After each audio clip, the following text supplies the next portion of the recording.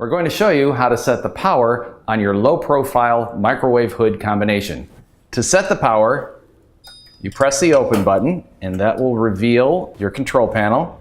You touch the power button and you touch whatever percentage power you want. So that's going to say 50%. You don't have to add the 0, it already does it for you. Touch power again and then it'll flash the amount of time that you want to set.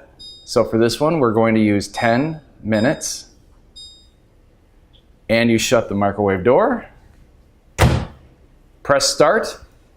And now you're at 50% power for the next 10 minutes. Now when you're finished using your microwave at, let's say, 50% power, you're going to want to reset it so it's back at 100% power. So the next time you use it, it's operating at full power. All you need to do is just press X and it'll cancel it out and you can start all over again the next time you cook.